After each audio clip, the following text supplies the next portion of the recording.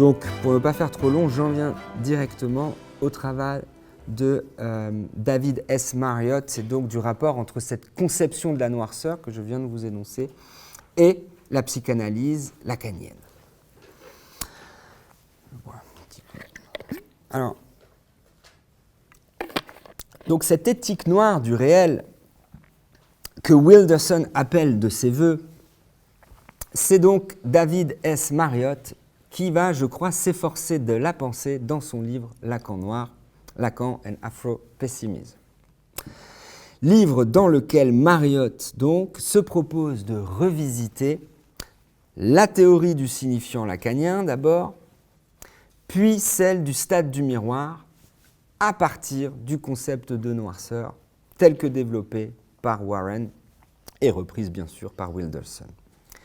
Double relecture que Marriott confesse avoir, et là je le cite, c'est important, qu'il confesse avoir opéré, je le cite, depuis une forme d'amour méfiant pour Lacan. Fin de citation. Ce qui fait que son livre doit être, je le cite encore, lu comme un ouvrage qui s'efforce de saisir, sans jamais pourtant l'atteindre, ce qui sans cesse glisse au loin ou ce qui ne semble pas exister au-delà d'une certaine indifférence. Donc, il parle de quelque chose qui n'est pas là. Il continue, limité en tout point, mais consciente de ses limitations, peut-être y a-t-il ici une forme de lecture qu'on pourrait qualifier de noire. Et une amie psychanalyste, quand j'ai présenté ça, elle me disait « N'oublie pas, Fred, qu'il y a marqué sur la couverture « Abracadabra, abracadabra, abracadabra ». Donc il y a un petit tour de magie qui est opéré par Marriott. Donc cette lecture noire, qu'il faut entendre comme une forme donc, de lecture qui ne chercherait pas à restituer de manière fidèle la théorie lacanienne du signifiant, ni non plus une lecture qui chercherait à mobiliser cette théorie pour comprendre le terme de noirceur, mais une lecture qui s'efforcerait de mettre en avant l'impensée raciale qui, selon Marriott, sous-tend cette théorie même. Voilà donc, pour le dire vite, le programme que s'est donné Marriott dans Lacan noir, et voilà aussi donc la tâche quelque peu difficile qu'il me reste maintenant à mettre en œuvre devant vous. Donc, à savoir la tâche d'avoir à la fois à vous expliquer de quelle manière méfiante Marriott comprend la théorie lacanienne du signifiant et de quelle manière cette lecture méfiante lui permet de faire apparaître la fonction que joue la noirceur à l'intérieur même d'une théorie qui semble ne pas en tenir compte. Puisque, rappelons-le d'emblée, le terme même de noirceur n'est jamais utilisé par Lacan directement.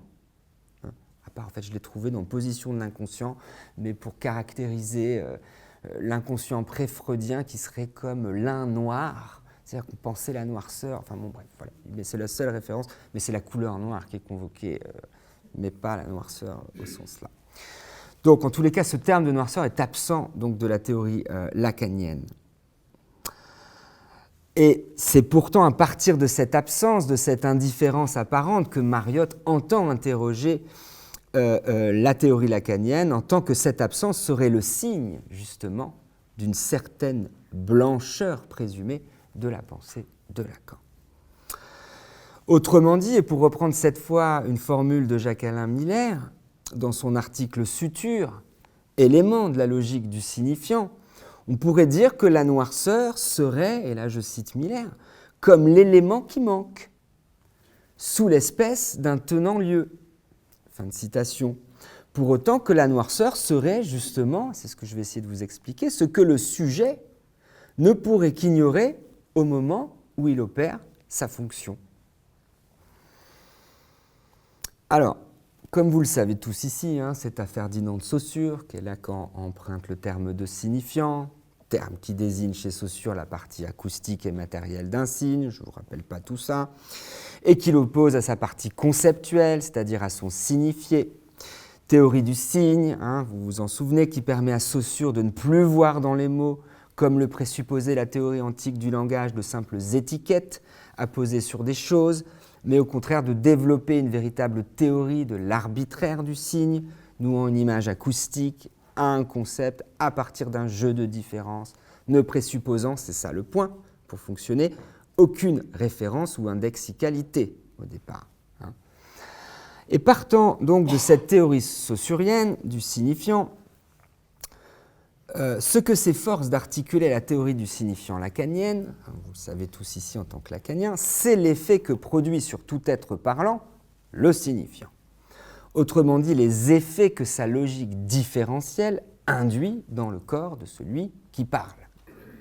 Car ce sont ces effets qui font de l'être parlant non pas justement un sujet capable de se faire du monde une représentation juste et adéquate, d'où les réalités collectives complexes, mais qui font au contraire du sujet un sujet, c'est le terme de Lacan, serf du langage. Vous voyez là déjà, premier vocabulaire de l'esclavage. C'est-à-dire un sujet serf de quoi? De la chaîne signifiante qui le parle, ce sujet serf. Autrement dit, un sujet qui n'acquiert d'être qu'à mesure qu'il accepte de se faire, et là je cite Lacan, représenté par un signifiant pour un autre signifiant.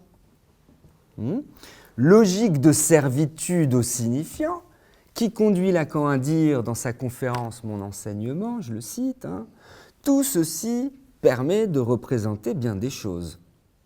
Le sujet qui nous intéresse, sujet entend non pas qu'il fait le discours, mais qu'il est fait par le discours et même fait comme un rat, c'est le sujet de l'énonciation. Cela me permet d'avancer une formule que je vous donne comme l'une des plus primordiales. C'est une définition de ce qu'on appelle l'élément dans le langage. On a toujours appelé cela l'élément même en grec. Les stoïciens l'ont appelé le signifiant. J'énonce que ce qui le distingue du signe, c'est que le signifiant est ce qui représente le sujet pour un autre signifiant, pas pour un autre sujet. Fin de citation. Donc, définition du sujet de l'énonciation, à distinguer du sujet de l'énoncé, du sujet de la phrase, c'est-à-dire, comme Lacan le dit, on oublie toujours qu'il y a un dire sous un dit, c'est-à-dire qu'il y a un sujet qui dit quelque chose et qui peut d'ailleurs faire des lapsus et dire l'inverse de ce qu'il pense dire. Donc, définition du sujet de l'énonciation qui non seulement rend le sujet de l'inconscient, encore une fois, serf du langage, mais qui donne aussi à son identité le même caractère différentiel ou relationnel que celui que Saussure attribue au signifiant, puisque le sujet, tout comme le signifiant, n'acquiert sa détermination que dans sa relation à d'autres signifiants.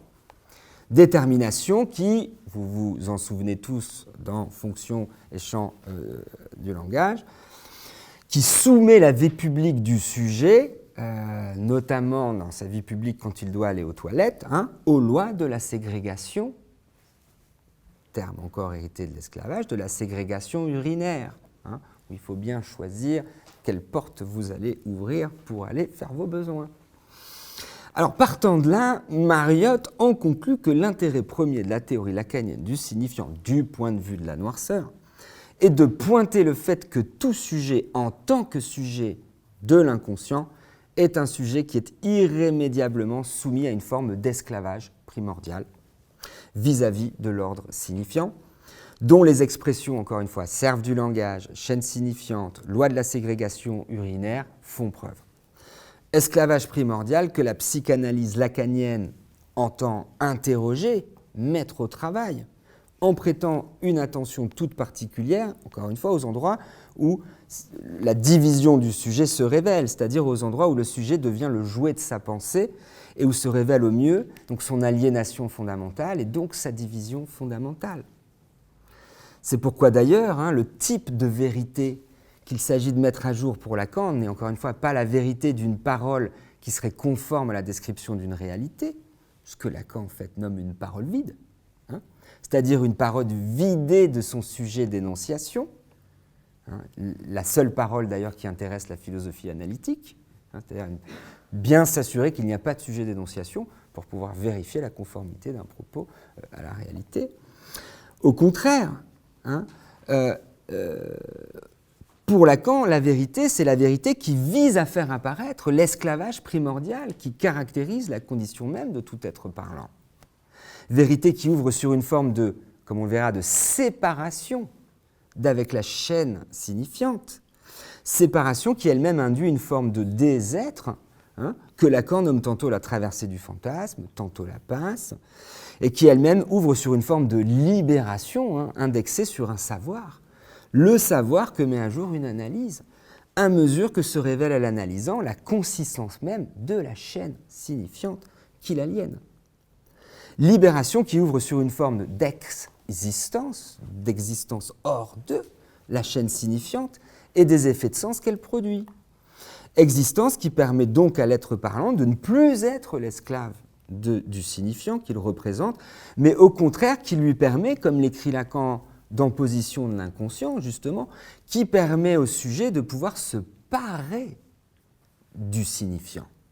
Hein, c'est le grand mouvement. Une fois qu'on s'est séparé de la chaîne, on peut se parer du signifiant. Voilà, ça c'est dans Position de l'inconscient.